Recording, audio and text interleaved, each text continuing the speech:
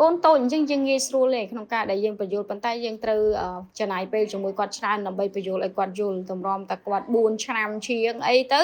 ចាគាត់អាចស្ដាប់បានហើយអញ្ចឹងភាពរឹងរូសរបស់គាត់នឹងគឺនៅក្នុង4ឆ្នាំឡើងនឹងគឺចាប់ផ្ដើមខ្លាំងជាងទៀតអញ្ចឹងបើសិនជានៅក្នុងកំឡុងពេលឥឡូវនេះយើងអាចនិយាយជាមួយកូនបានច្រើនចាលើកទឹកចិត្តកូន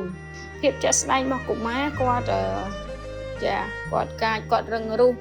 គាត់ចេះគាត់ចង់បានអីគាត់ត្រូវតែបាននឹងអញ្ចឹងអាស្រ័យនៅលើអាណាព្យាបាលដែលគាត់ត្រូវជួយកូនបែបណាចាត្រូវជួយកូនបែបណាកូនយើងអាចធ្វើបានដោយសារគាត់នៅតូចអញ្ចឹងយើងអាចជួយគាត់ពង្រឹងគាត់បន្ថែមបានថាអ្វីខ្លះដែលគាត់គួរធ្វើអ្វីខ្លះដែលគាត់មិនគួរធ្វើអញ្ចឹងយើងអាចផ្ដល់ជាហេតុផលហើយមួយទៀតយើងបង្រៀនគាត់ឲ្យចេះរងចាំចាទីហោថាគាត់ចង់បានអីចឹងយើងបង្រៀនឲ្យគាត់រងចាំអញ្ចឹងយើងត្រូវធ្វើបែបធ្វើយ៉ាងណាដើម្បីកុំឲ្យដូចជាការមួយដែលយើងធ្វើឲ្យយើងមានការខ្មាស់គេឧទាហរណ៍ថាគាត់ទីអីនៅមុខគេអញ្ចឹងបើយើងអត់ឲ្យទេអញ្ចឹងគាត់ប្រកាសជាយំស្រែកខ្លាំងនៅកន្លែងហ្នឹងហើយចាអញ្ចឹងខ្ញុំលើកទឹកចិត្តដល់លោកឪពុកអ្នកម្ដាយថានៅចំណុចកន្លែងនេះយើងគួរតែពង្រឹងគាត់នៅក្នុងការដែលស្ដាប់ហេតុផល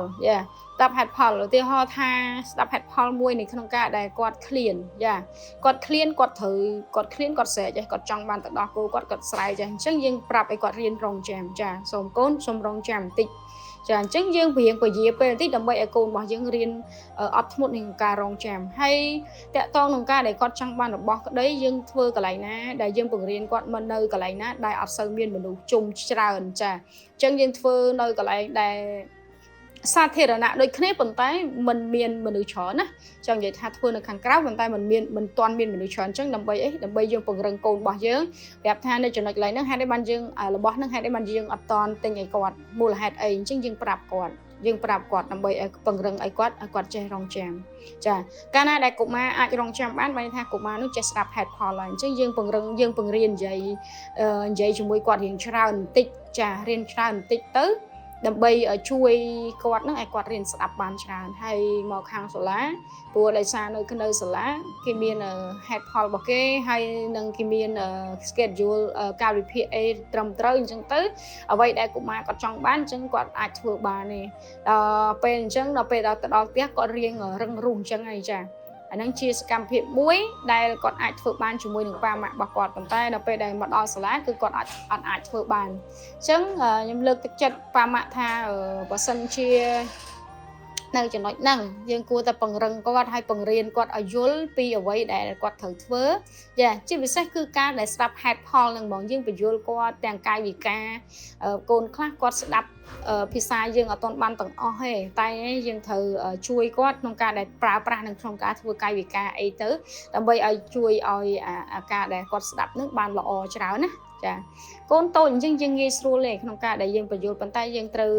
ចំណាយពេលជាមួយគាត់ច្រើនដើម្បីបញ្យល់ឲ្យគាត់យល់ទម្រាំតែគាត់4ឆ្នាំជាងអីទៅ